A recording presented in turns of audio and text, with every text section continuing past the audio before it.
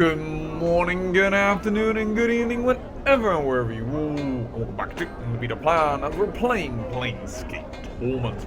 And last time we left around, I made a little long video, but I'm sure you would enjoy. Otherwise, you'd not be watching this one. Well, and we haven't done everything around here that we could.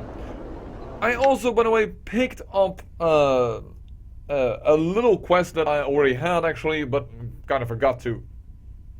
Take the right path. Find the Sword of Pharaoh's bodies. We want to find Pharaoh on our own. We want to find the source for the man in Ragbigger Square. Graveshare, but we are not supposed to know his name.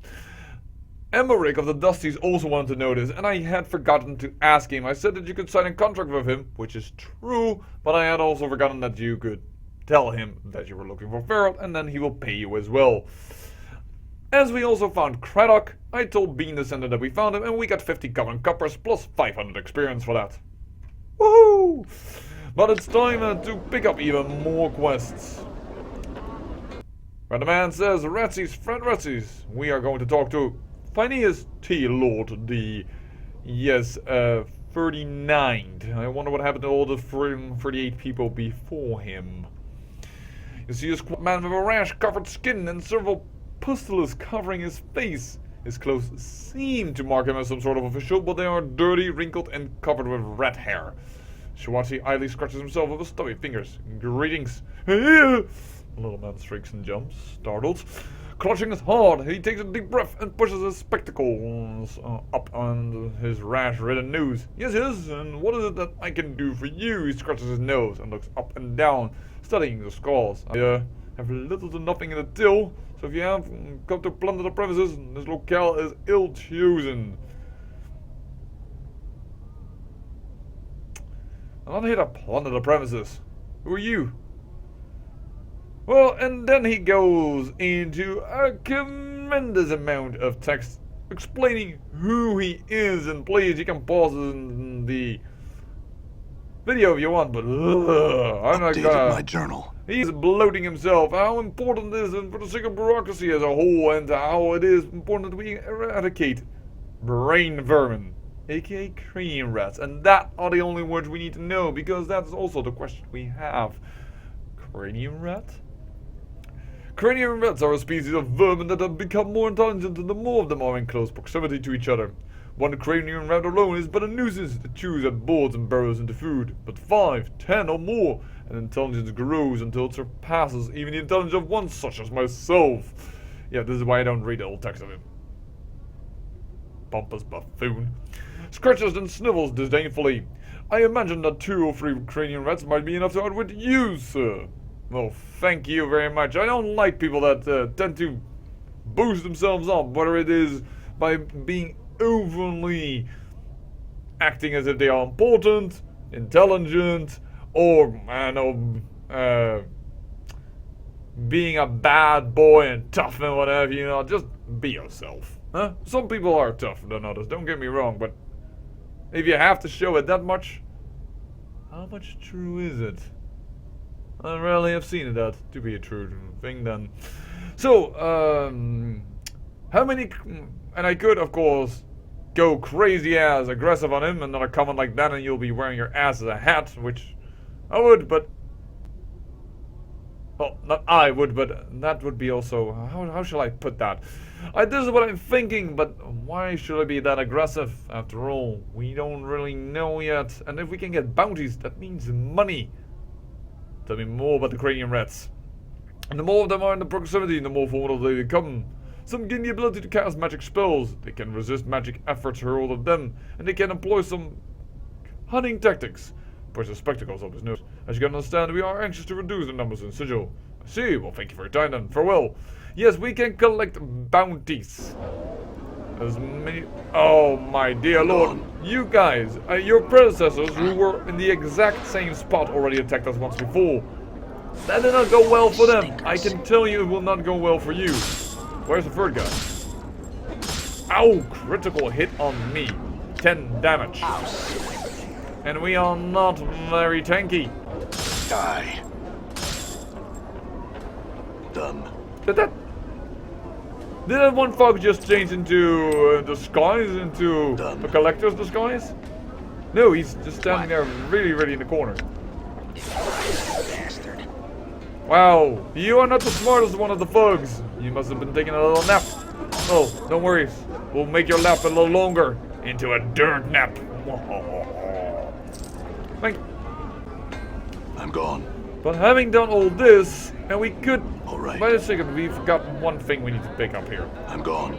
And that is talk to this man, Rick Wind. Now there are definitely more people we need to talk to here, but they can come in a little later when we have improved ourselves a bit. Rick Wind.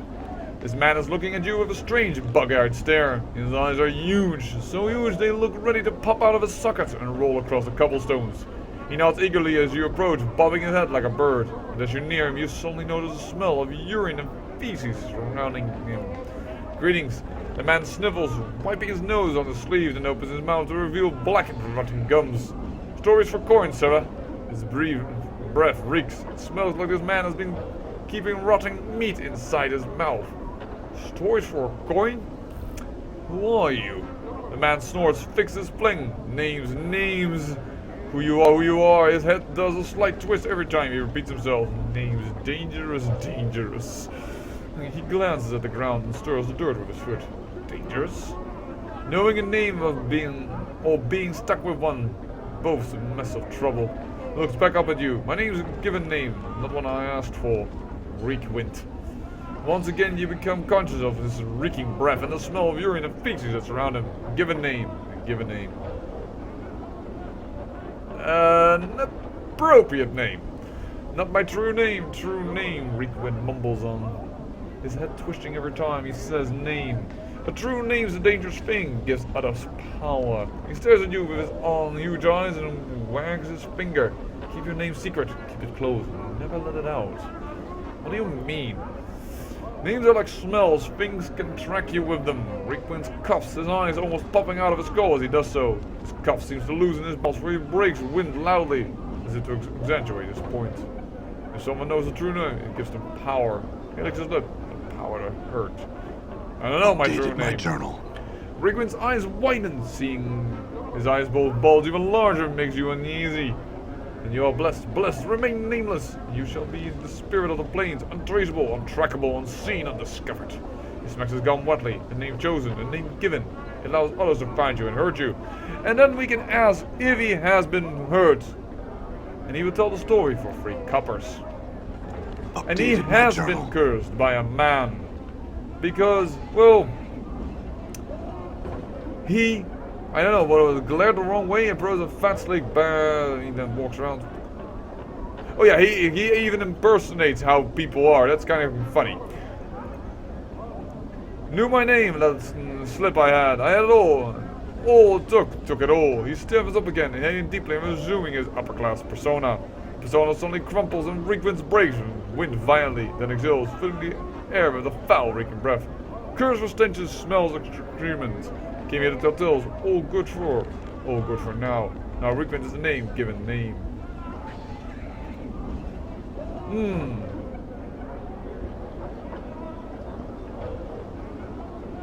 Oh no, do we already have the quest? Yeah, remove Rigwin's curse of stench. This man has been cursed. This is why he stinks as much as he does. It is not some special race from the plains. No, he's just run afoul with some upper noble that knew how to curse. And here we are in a new area. Whoa, big ass high fog. Yes. But here we can do a lot of stuff. Because here, if we open up the map... See the burning man! He's on fire! You've got to see it to believe it! The burning man, right here, right inside! The smoldering corpse bar. And also, other people that we wanted to talk to, like Jilla, the man that Craddock wanted to see. Are you Jilla? Craddock needs you back at the marketplace. And he, well...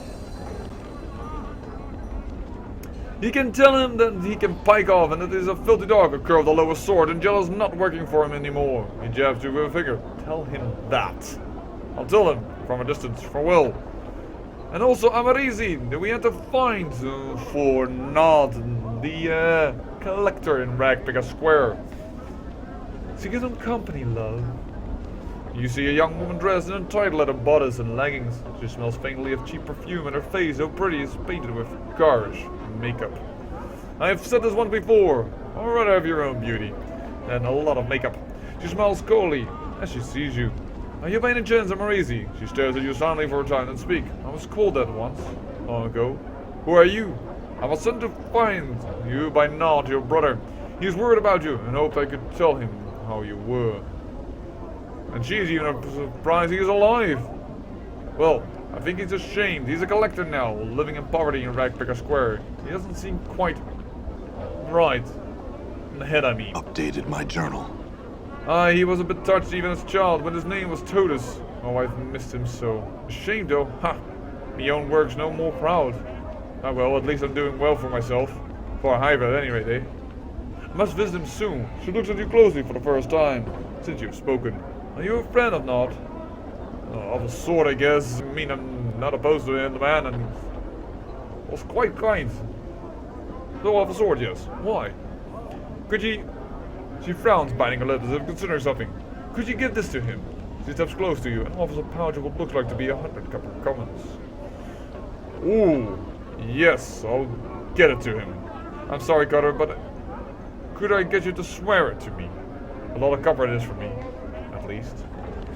And that is how the laws work. If you swear something, that is something a lawful person would do. Of course, if you break it, you're being told a chaotic bastard. But that is where we start Updated my journal. to accrue either our chaotic or lawful points. And we will swear it. She hands you the pouch. I thank you. Go speak to Nod for me and tell him how I worry about him so. I will, farewell. And yet another random encounter. What's up, Chief? Sorry there. Stinkers. Damn it. Come on in, Cutter! Come on in! But yeah, this makes sure that you, well, need to rest at times, that is one. And secondly, that, well, you'll always have a little bit of action when you're walking the hive. I am getting smacked. What's the word, Chief? And because I have a very low constitution, I don't heal up very quick. But then again, if I die, well, the game just resets me into an interesting point. Also, look at this man, just standing around here. He doesn't really care. You've got to see it to believe it! Nobody helps me out. Burning man, right here, right inside! Oh, I can't even pick it up. I have no more inventory space. Well, that's no problem, because we are about to go into the Smoldering Corpse Bar. Ignus. The crackling, billowing creature twists slowly above an iron grill upon the floor of the bar. It may have once been human, but now its skin is charred beyond recognition. Streams of fire form a reef around the creature's body, and the flames lick at the few remaining pockets of flesh, causing them to bubble and run like wax down the creature's skeletal frame. Examine the smoldering corpse. The heat surrounding this creature is incredible.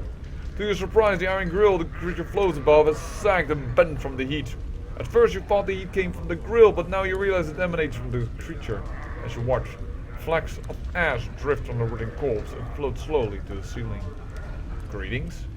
The thing makes no response. It wriths slowly with the flames. It lives, but it does not seem aware of anything other than the fire that surrounds it.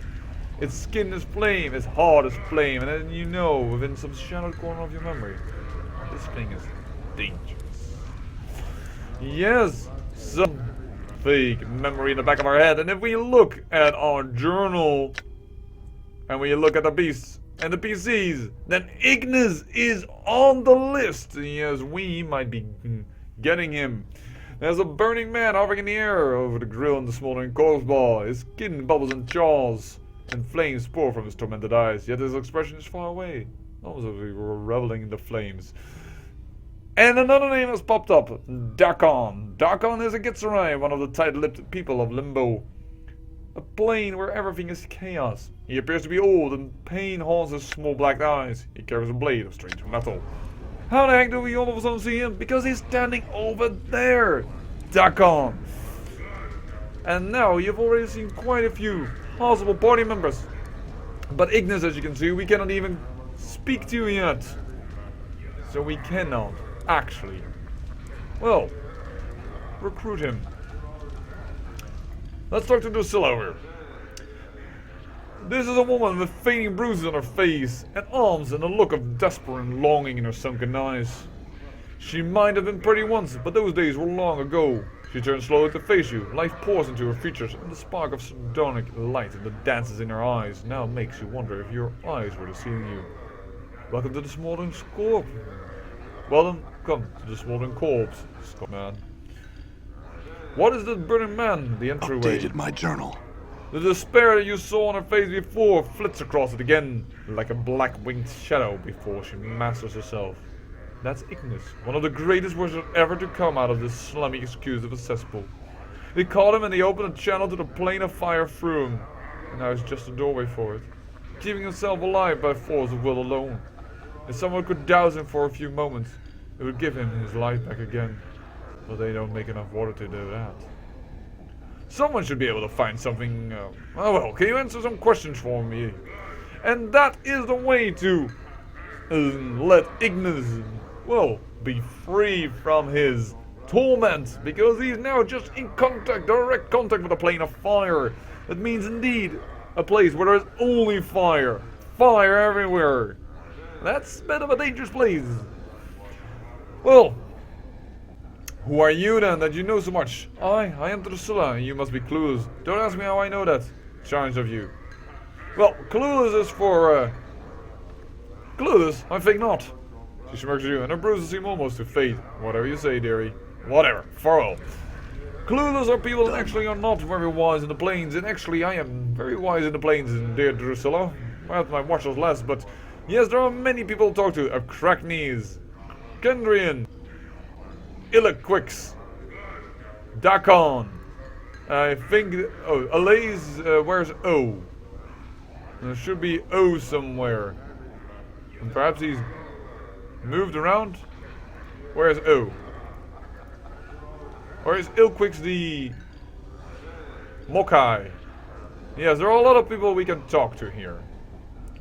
You see someone dressed as a female dustman with a half-empty glass in her right hand. As you near her, she calls out to you. You over here. You notice that there's something wrong with her, about her, and your exposure to the dustman leads you to believe that she's too lively to be a real member of the faction. Oh, approach her.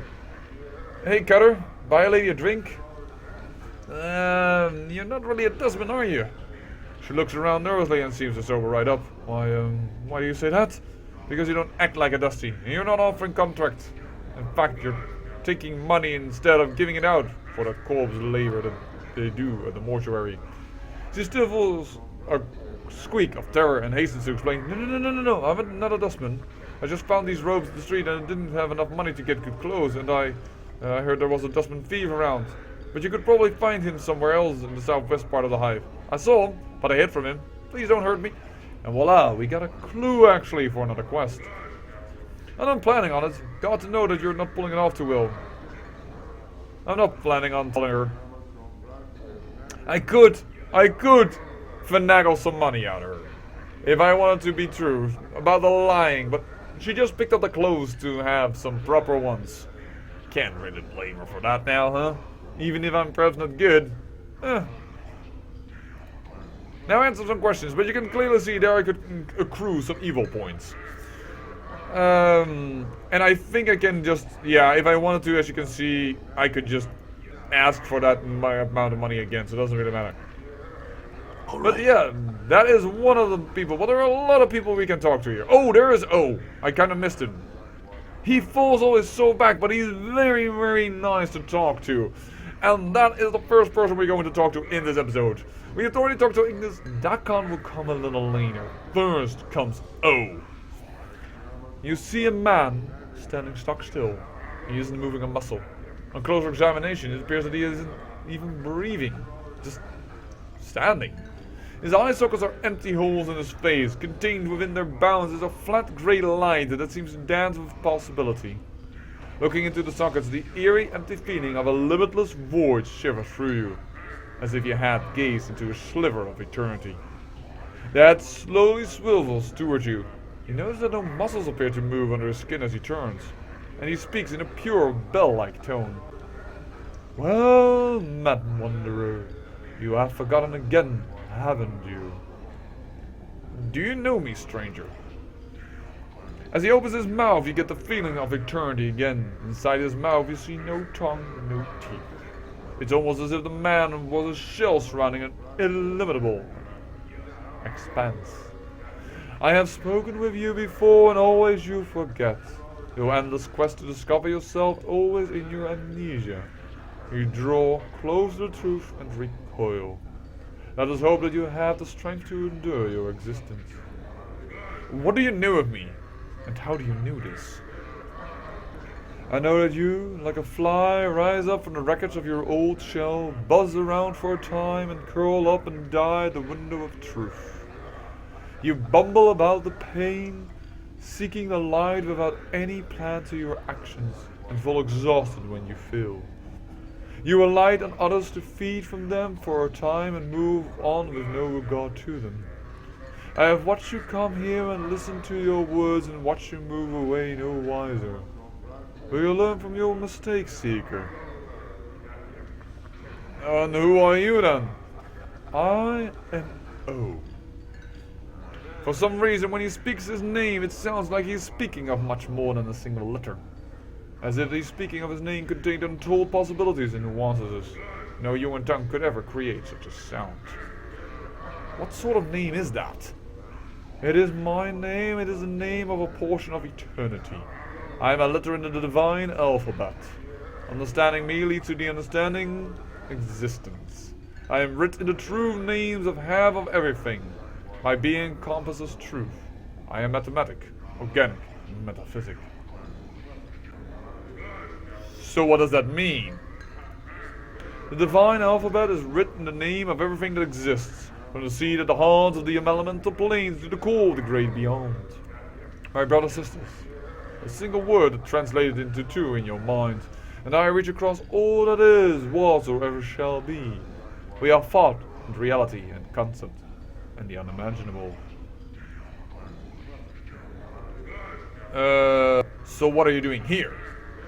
Why, I am watching the ebb and flow of mortality. And what do you see? You mortals are like wasps. You build your lives' nests from the slimmest of branches, and when the wind shakes your home life tree, you seek to sting the wind to death, instead of realizing your foolish mistakes, attempting to repair the damage you have caused yourselves, and learning from your experience. You bring harm to any who would have the misfortune to blunder near you in your time of pain and distress. My advice to you and to all mortals, stop acting like an insect and start acting sentient. Which means that this is the philosophy that whatever you do, you are too small to change it. Go with the flow is more or less what O is saying here. So, tell me of the great beyond. You would not understand. No mortal possibly could. It is beyond the powers of comprehension of all but the most powerful of powers. And once they understand, they move beyond the veil of mortal comprehension. I can explain it to you no more than that. Perhaps sometime you understand. I need to tell me about yourself. And what sort of name is O? No. I've gone down the wrong way. I know I need the right way. What are you? We haven't asked that question yet. My mistake. We asked what sort of name it was. Now what are you? It is my name. In the name of a portion of eternity. Oh, sorry, we already asked that. So what does that mean? I need to be... here it is. This question I think I need to ask. Sorry, that's of course what happens when you play a role-playing game. Sometimes, well, certainly with good role-playing games, there are a lot of options, and sometimes you forgot exactly how to go about. Then that means you know the secrets of existence, doesn't it? I know parts of many of them. Without a connection to my brothers and sisters, I am but a letter. Alone I am a symbol. Combined, we are language and power. So you don't know the secrets of existence. I did not say that. A letter is still a powerful force, even on its own. Allow me to show you. He opens his mouth wider and wider still. The mask of his face tears around his eyes. Tears around his eyes and mouth and nose, revealing that hint of eternity you glimpsed earlier. You are lost in it, adrift in it, a part of it. You return to your mundane senses and realize that O has vanished. Yet somehow your horizons have expanded. Enlightenment has brushed you, however briefly, across the brow. It was indescribable. And voila! We permanently gained 1 extra wisdom. Because I leveled, oh by the way, I didn't even tell it before, my strength. Now we've gained permanently 1 wisdom by speaking to O of the Divine Alphabet. That is the type of world that this role-playing game is set in. You cannot find a more fantastic world. And I mean it in the literal sense. With fantasy and incredible stories that you would never have imagined around. This is why this is one of my favorite settings. And this game does very well to emulate and give you that feel. I say I thank you for watching, and remember, great peril yields great beauty.